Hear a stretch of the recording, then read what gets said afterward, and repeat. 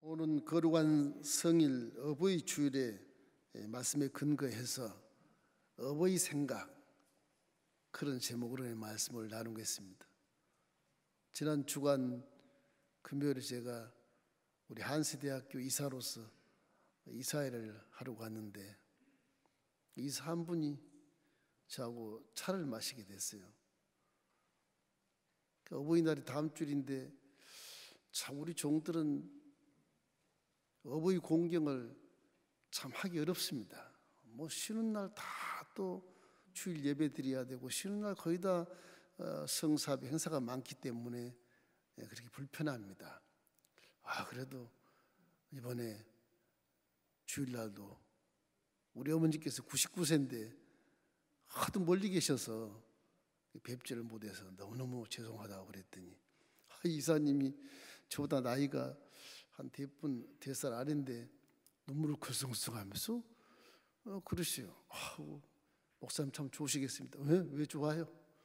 어머니가 계시니 좋겠습니다. 제 어머니는 5년 전에 돌아가셔서 시골만 내려가면 항상 어머니가 맨발 벗고 뛰어나와서 내 새끼 그러고 나이가 지금 60 중반인데도 불구하고 내 새끼 그러고 어린아이처럼 이렇게 등을 두들면서 끌어안고 방으로 이렇게 데리고 가는 그런 기억이 생생한데 이제는 저는 고아가 됐습니다.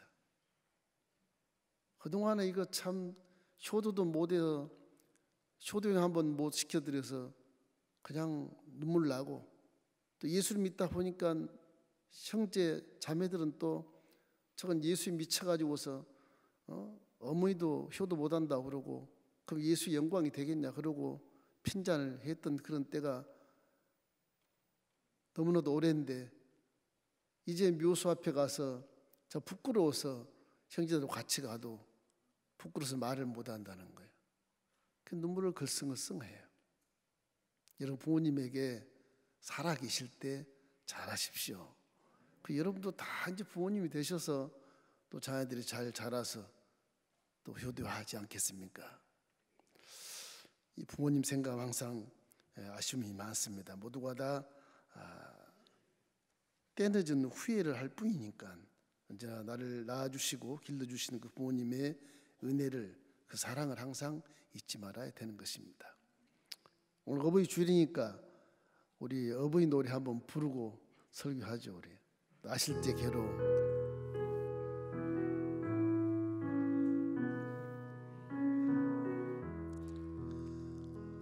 나실 때 괴로움 다 잊으시고 기를 때 밤낮으로 애쓰는 마음 진자리 마른 자리 갈아 누시며 손발이 다 닳도록 고생하시네. 하늘 아래 그 무엇이 놀다 하리요. 어버이의 희생은 가히 없어라. 세상이 너무 변해서 부모 공경이나 효라는 말이 이미 옛날 말이 되어버렸지만 그래도 하나님은 살아계심으로 이 천륜을 이길 수 없다는 것을 인생은 다 깨닫게 될 것입니다. 젊은 층의 세대들이 어떤 평등이라는 말을 잘못 이해해서 인권만을 주장하다 보니까 천륜도 이기게 되고 우아래도 없어지게 되고 이런 세상 살지만 사람은 그렇게 살면 안 되는 겁니다. 항상 위아래가 있고 질서가 있는 것입니다. 첫째로 생각할 것은 후회 막급하지만 부모님을 기쁘게 하십시오. 할렐루야. 부모님을 기쁘게 하면 복을 받는 것입니다. 잠언서 10장 1절 말씀 우리 함께 읽어볼까요? 솔로몬의 잠언이라 지혜로운 아들은 아비를 기쁘게 하거니와 미련한 아들은 의미의 근심이니라. 하나님께서 천사장 가브리엘에게 이렇게 명했답니다. 너 세상 가서 가장 아름다운 세 가지를 가져와라. 천사장 가브리엘이 세상에 내려가서 세 가지를 찾는 것입니다. 내려가 보니까 하나님이 지으신 천지 만물이 너무너무 아름다운데 막 활짝 핀 꽃이 그렇게 기가 막히게 아름답더래요. 천상에 있는 꽃처럼 아름답다는 거예요. 물질 세계 와보니까 진짜 천상에 있는 물질은 더 아름답지만 물질 가보니 진짜 만지작거리고 이렇게 하는 그 느낌이 너무너무 좋아서 꽃피는 꽃 한 송이를 딱 따가지고 가지 손에 들고 한참 지나가니까 또 어린아이가 새로 태어났는데 그 어린아이의 얼굴이 얼마나 아름다운지 그 어린 얼굴을 마음속에 딱 품고 또 지나가니까 어머니가 아이들을 키우는데 막 진자리 만자 뉘우시고 너무너무 헌신적인 사랑하는 그 모습이 너무너무 아름다웠다는 것입니다. 이 세 가지를 가지고 천국에 올라가는 것입니다. 근데 가브리엘이 올라가는 동안에 그 아름다운 꽃이 다 시들어버리고 어린아이의 해맑은 그 미소가 벌써 어른이 돼가지고서 미소가 사라져버리고 없고 남는 것은 자식을 위해서 헌신하는 그 어머니의 그 사랑만 이렇게 남아서 하나님께 세 가지를 가지고 왔는데 이 아름다움이 남은 것은 어머니 사랑밖에 없습니다. 그렇게 보고를 했다는 그런 신학자의 말을 우리가 느낄 수 있는 것입니다. 여러분 동서고금을 막론하고 변함이 없는 것은 어머니의 사랑이죠. 하나님의 아가페 사랑과 유사한 것이 어머님의 헌신적이고 희생적인 사랑밖에 없지 않습니까? 그 외에 찾아볼 수가 없어요. 모든 것이 조건이고 모든 것이 조건이 사라지면 원수가 되고 우아래도 파괴돼 버리고 육의 질서도 망가지게 되고 참 미기적인 삶을 살게 되지 않습니까? 그러나 어머니의 사랑은 지금도 항상 마음에 새록새록 기억이 돼서 레마의 말씀처럼 남아있지 않습니까?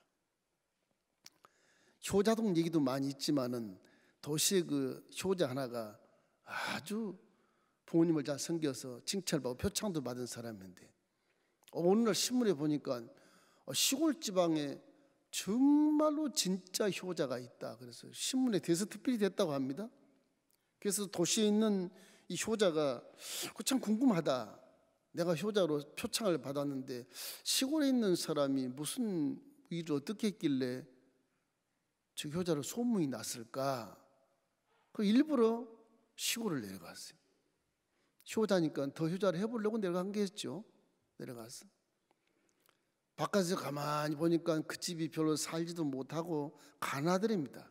시골이니까 그 당시에는 연탄도 못 피고 나무를 이렇게 잘라다가 부엌에 넣어서 밥을 하고 그런 때인데 아들 하나가 허름한 옷을 입고 산에서 나무하고 집에 대문 쌀문 열고 이렇게 딱 들어가니까 엄마가 부엌에서 이러다 튀어나와서 그 아들을 옷을 털고 막 그러고 이리 와라 이리 와라. 그래서 그 시골 가면 마루지 마주 토방이나 마루에 이렇게 앉혀가지고서 거기 있어라 그러고 우물에 가서 대야에 물을 탁 떠가지고 아들 막 탁 내놓고 발라. 그럼 막 어머니가 이 아들을 씻어주는 거예요. 그럼 막 어머니가 기뻐하면서 내 아들 하면서 웃으면서 이렇게 아들과 대화하는 모습을 보았어요. 이 사람 도시 효자가 생각해 이 잘못 온 거 아닌가 싶어서 봤더니 틀림없이 그 효자 집인데 저 젊은 아들이 어머니 앞에서 어머니 발을 씻겨주지 않고 어머니가 아들 발을 씻겨주는데 웃고 희낙 나가고 그러고 있거든요. 저런 고얀 놈을 봤나? 저놈이 무슨 효자란 말인가? 그 집에 들어가가지고서 너 젊은 너 이놈 네가 효자냐? 전 효자 아닌데요. 근데 왜 이렇게 소문이 나서 효자라고? 지금 보니까 내가 보니까 아주 고약한 놈이네. 어머니 발을 네가 씻겨줘야지. 어머니가 네 발을 씻겨주는 게 무슨 효자냐? 막 여단치니까 이 아이가 하는 말이 충격적인 말을 하는 거예요. 선비님, 저는 효자가 아닙니다. 저는 효가 뭔지도 몰라요. 그런데 우리 어머니께서 가장 기뻐하니까 제가 발을 내놓고 어머니가 씻겨주는데 어머니가 너무 기뻐서 씻어준 것이지 내가 어머니 발 씻겨주십시오 그렇게 한 적도 없고요. 나는 효가 어머니 발을 씻겨준 것도 모릅니다. 단지 그냥 어머니가 기뻐서 그냥 말 위에 앉아서 이렇게 발만 내오는 것 뿐입니다. 그 말에 이 도시에 배워먹은 효자가 무릎을 탁 치면서 아이고 내가 잘못했다. 나는 도시에서 그냥 어머니 잘 먹이고 정말 잘 재우고 건강하게 하고 약도 재워서 드리고 그래서 하긴 했는데 그 내가 좋아서 한 것이지 어머니가 좋아서 한 것이 아니었구나. 이게 그걸 깨달은 겁니다. 그래서 그 선비 양반이 시골 그 효자에게 네가 진짜 효자다 그렇게 깨달았다 그러지 않습니까? 오늘 부모를 즐겁게 하는 것이 참으로 효자지 내 원대로 부모를 공개하는 것이 효자가 아니라는 것을 보여주고 있지 않습니까? 자기가 했던 효도에 대한 별 효과가 없었다는 거죠. 겉으로만 잘한 척해서 표창을 받았지만 시골에 진정으로 엄마를 기쁘게 하는 효를 해본 적이 없다는 것입니다. 부모님을 기쁘게 하십시오. 기쁘게 하면 하나님이 상을 내려주시는 것입니다. 자, 둘째는 잘되고 장수하는 것을 많이 생각하는데 잘되고 장수하려면 효도를 하십시오. 성경에 그것이 딱 명백하게 기록이 되어 있어요. 본문에도 그러지 않습니까? 에베소서 6장 1절 3절을 함께 읽어볼까요? 자녀들아 주 안에서 너희 부모에게 순종해라. 이것이 옳으니라. 내 아버지와 어머니를 공경하라. 이것은 약속 있는 첫 계명이니 이로써 내가 잘 되고 땅에서 장수하리라. 이거는 하나님의 법에 기록된 겁니다. 이게 실제 하나님이 이렇게 행하시는 것입니다. 하나님 말씀은 거짓말 아니하시고 후회가 없으신 분이고 하신 말씀을 그대로 실행하기 때문에 지금도 이 말씀을 살아서 이대로 행한 자에겐 장수의 복과 참된 축복을 받게 되어 있는 겁니다. 믿으시기를 주의 이름으로 축원합니다. 하나님께서 우리에게 자녀들에게 인센티브를 주는 거예요. 네가 부모에게 잘 해봐라. 틀림없이 보상이 있다는 겁니다. 틀림없이 보상이 있다. 그걸 강력하게 요구하시면서 계명을 딱 써놓은 거예요. 계명을. 첫째, 내 부모를 공경해라. 그것이 대인관계 첫 번째 계명입니다. 십계명에서. 십계명 앞에 네 계명은 신과의 계명이고 대신 계명이고 5계명부터는 인간관계의 계명인데 첫 번째가 네 부모를 공경해라. 기독교는 그러므로 효도의 종교인 것입니다. 막 기독교가 아까 얘기했던 이사님처럼 형제 자매가 나를 무시하고 예수만 잘못했다 효도도 안 하는 게 이렇게 핀잔을 받았지만 그 이사님 걱정 환경이 그래서 그런지 몰라도 내가 볼 때는 이사님 굉장히 인격이 제대로 돼 있는 분이시고 효도도 잘 하신 분의 얘기 들어보니까 형제 자매들이 오해를 하고 단지 어버이 주일날 못 갔다는 것 때문에 그렇게 핀잔을 하고 이런 것이지 진정으로 하나님을 사랑하는 사람은 부모에게 순종할 뿐만 아니라 틀림없이 효도를 하게 되는 것입니다. 그래서 부모에게 자녀들에게 공경을 받게 해서 보상해 주겠다. 그러니까 이것이 이 가정을 이끌고 자녀를 양육을 어떻게 해야 될 것인가를 보여주는 하나의 자화상처럼 그림이 이렇게 보이는 거잖아요. 그림이. 부모가 됐든 자녀가 됐든 자기 때 부모에 대해서 잘 순종하고 어머니를 공경하고 아버지를 공경하면 이건 하나님 약속을 딱 해놓은 겁니다. 무슨 약속? 땅에서 잘 되고 장수하리라. 그런 것입니다. 이 말씀은 지금도 변함없이 효력이 발생하고 있고 존재하고 있는 것입니다. 여러분 수모 엘림교회 성도들은 모두가 다 착하고 선해서 그런 분은 안 계시겠지만 다 효도해서 복을 받고 장수하시기를 주의 이름으로 축원합니다. 그런데 한 가지 제가 학교에 있을 때부터 교수인데 학생들이 질문한 말에 충격을 받은 적이 몇 번 있어요. 똑같은 질문입니다. 목사님, 우리 부모가 예수도 안 믿고 잘못됐는데 어떻게 효도하란 말입니까? 이 얘기입니다.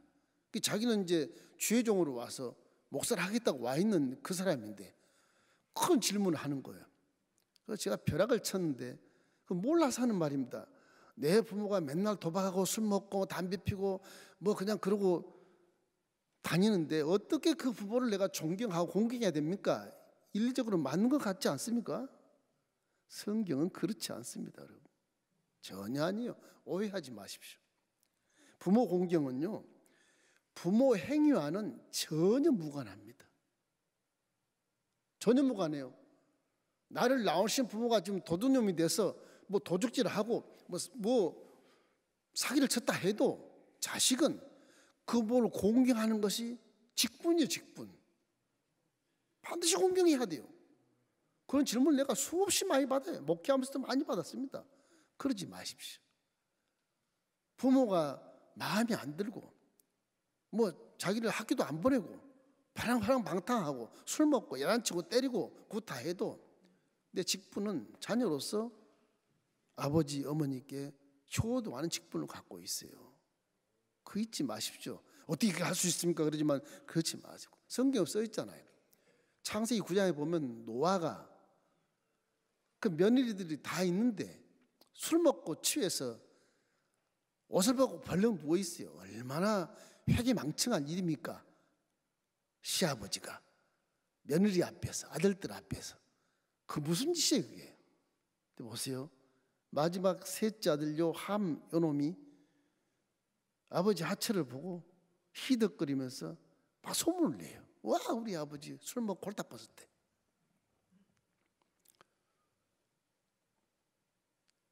그 첫째 아들과 둘째 아들이 셈과 야벳이 그 소리를 듣고 달려가서 옷을 가지고 뒤로 걸어가. 뒤로. 아버지 하체를 보지 않고 뒤로 걸어가서 그 옷으로 하체를 덮어줘요. 노아가 술에서 깨어났어. 그 소리를 듣잖아요. 소문이 다 났으니 들었지 않겠습니까? 함은 저주를 받고 셈과 야벳은 축복을 받게 되는 겁니다. 이게 하나님 뜻이에요. 그러니까 여러분의 가정에 부모님이 안 좋은 그런 행실을 했다 할지라도 자녀로서의 직분은 반드시 수행해야 된다는 것을 말씀하신 것입니다. 오해하지 마십시오.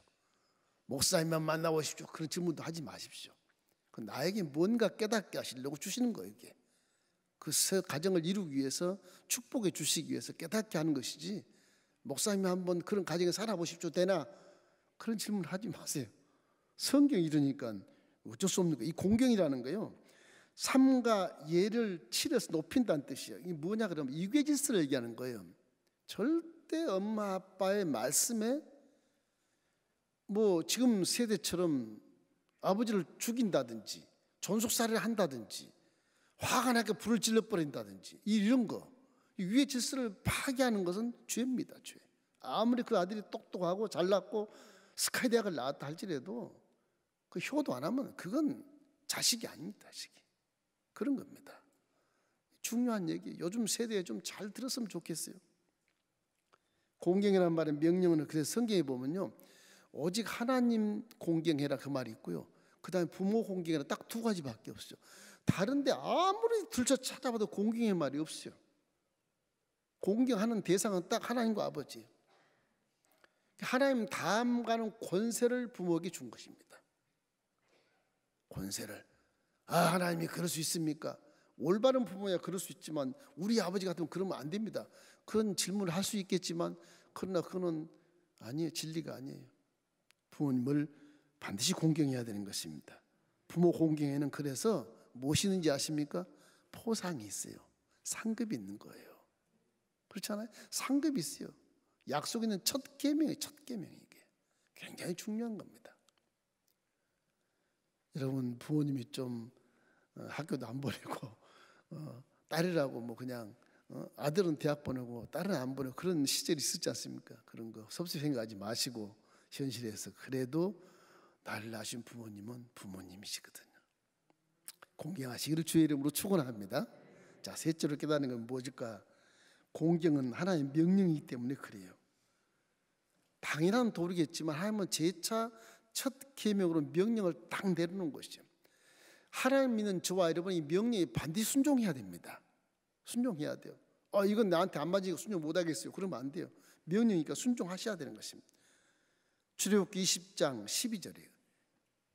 내 부모를 공경하라. 그리하면 내 하나님 야훼가 내게 준 땅에서 내 생명이 길리라. 이거 약속이 딱 돼 있지 않습니까? 에베소서는 그것을 더 상세하게 땅에서 잘되고 장수하리라, 보상의 얘기를 했지 않습니까? 이 때문에 항상 부모를 공경해야 돼요. 성경에 보면 이방 여인이 시아버지를 공경하고 시어머니를 공경하는 모습을 볼 수가 있어요. 유대 땅에 유대 유다 지파가 크지 않습니까? 그 사람들은 아주 이스라엘의 아주 첫 번째 지파들이에요. 거기에 다윗도 나왔고, 다윗의 고향인 베들레헴에서 살았던 나옴이라고 하는 며느리가 이 집에 살다가 기근을 만났어요. 두 아들을 낳았는데 기근을 만났어요. 그래서 남편에게 엘리멜렉에게 얘기해서 여보 우리 베들레헴에 기근이 있으니 저 요단강 건너편에 모압에 가면 초지가 많고 거기 가서 삽시다. 유대 땅에 사는 유다 민족이 그래도 양반 집안인데 엘리멜렉이 그 부인 나오미가 이주하자 그래서 그래 기근을 잠깐 이주했다 다시 오면 되지 그러고 갔어요. 산 지가 벌써 10년이라 10년. 아들이 둘인데 커서 장가를 갔는데 거기 가서 장가를 가니까 모압 이쁜 여자들 데리고 와서 가정을 이루어요. 10년 동안 살았는데 남편 죽고 두 아들의 며느리가 두 아들이 죽어버려요. 두 아들의 며느리가 과부가 돼. 그 10년 동안 이주해 가지고 그 집안에 좋은 양반 집안이 세 가부만 남아요. 그래서 나오미가 깨닫습니다. 하나님이시여, 내가 내 고향 유다 땅을 떠나서 복 있는 가나안 땅을 떠나서 내가 이런 저주를 받게 되었으니 내가 돌아가겠습니다. 그래서 큰 며느리 오르바한테 동생 오라 그래라. 오르바와 루시라고 하는 두 며느리 앞에 앉혀놓고 시어머니가 나는 이제 하나님이 원하셔서 내가 깨달아서 내가 유다 땅 베들레헴 요단강 건너서 가마. 너희들은 애도 없고 하니까 모압 지역에 너희 족속과 함께 결혼해서 잘 살아라. 큰 며느리는 오르바는 그냥 자기 모압 친정으로 가버렸어요. 이 루시라는 이 작은 며느리가 안 가는 거예요. 가라 그래도 안 가고 가라 그래도 안 가고. 왜 그러냐? 나는 어머니 가신 곳에만 따라가겠습니다. 어머니가 죽는 건데 같이 죽을 것이고 어머니가 믿는 하나님이 그렇게 좋으시면 나도 어머니 하나님 내가 믿겠습니다. 안 가는 거예요. 그것이 룻기서 1장 16절 17절 말씀인데 우리 한번 읽어볼까요? 롯이 이르되 내게 어머니를 떠나며 어머니를 따르지 말고 돌아가라 강권하지 마옵소서. 어머니께서 가시는 곳에 나도 가고 어머니께서 머무시는 곳에서 나도 머물겠나이다. 어머니의 백성이 나의 백성이 되고 어머니의 하나님이 나의 하나님이 되시리니 어머니께서 죽으시는 곳에서 나도 죽어 거기 있을 것이라. 만일 내가 죽는 일 외에 어머니를 떠나면 야훼께서 내게 벌을 내리시고 더 내리시기를 원하나이다 하는지라. 이 이방인 며느리가 유다 족속의 가문 양반 가문의 시어머니에게 저렇게 말하는 거예요. 종교고 뭐고 다 내 친정집에 있는 거 다 끊어버리고 어머니의 족속이 될 것이고 어머니 종교를 믿을 것이고 어머니를 따라 살 것이니까 가라고 강권하지 마십시오.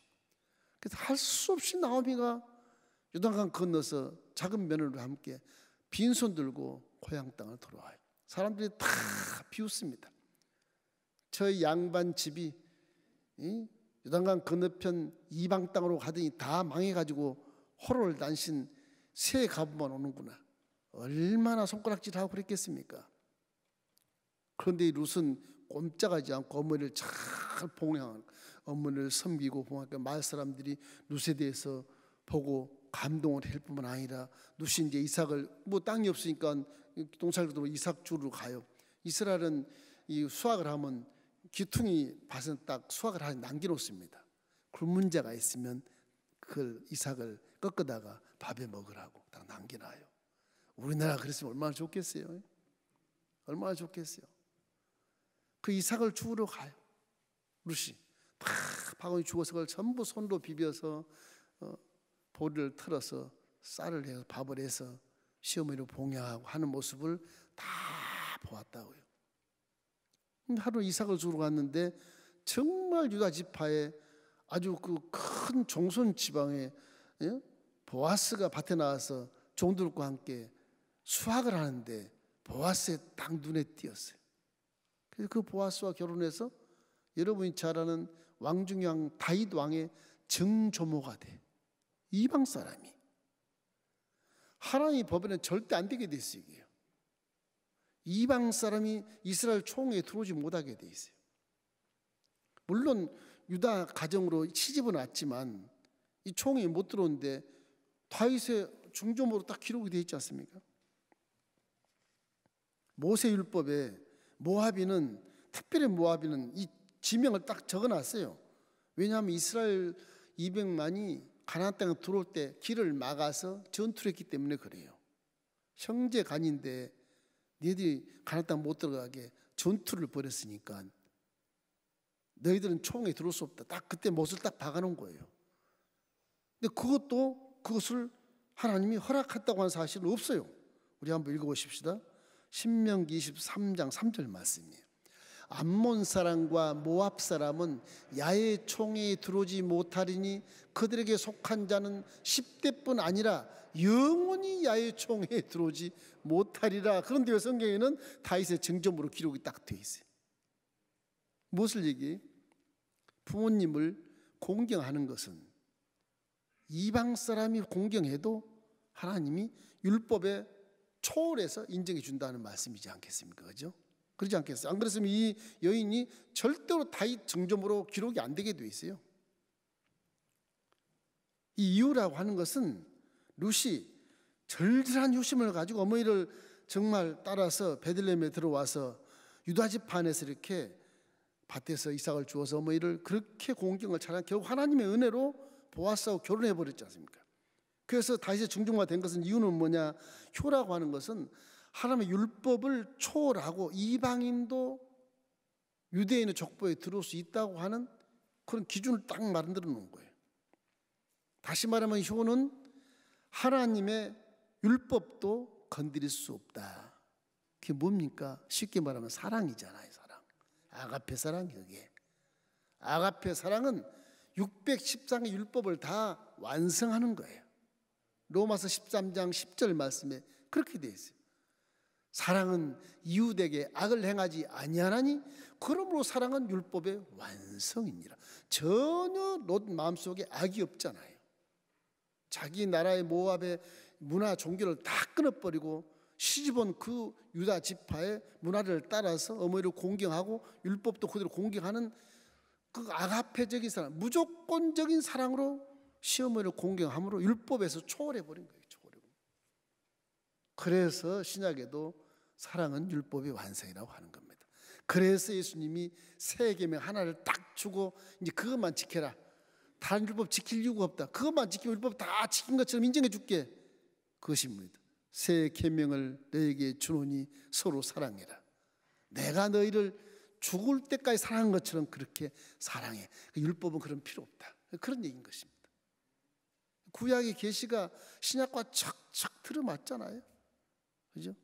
이 진리라고 하는 것은 잘 맞게 되어 있어요. 안 믿을 수 없게 됐어요, 이게. 이래서 효는 장수회복도 허락했다는 말씀이 또 신명기에 나옵니다. 신명기 5장 16절 말씀이. 우리 한번 읽어보십시다. 신명기 5장 16절. 너는 내 하나님 야훼께서 명령한 대로 내 부모를 공경하라. 그리하면 내 하나님 야훼가 내게 준 땅에서 생명이 길고 복을 누리리라.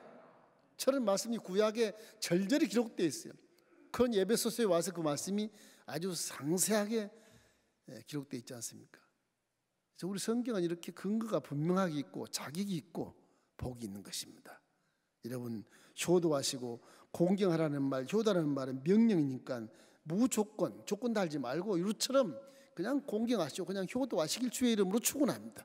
그래 아버지는 감동할 것이고 어머니가 감동할 것이고 옛날의 것 회개할 것이고 구원받을 기회가 올 것이고 효도한 자신은 아버지를 만나는 그날 천국에서 엄청난 상을 받게 되는 것이거든요.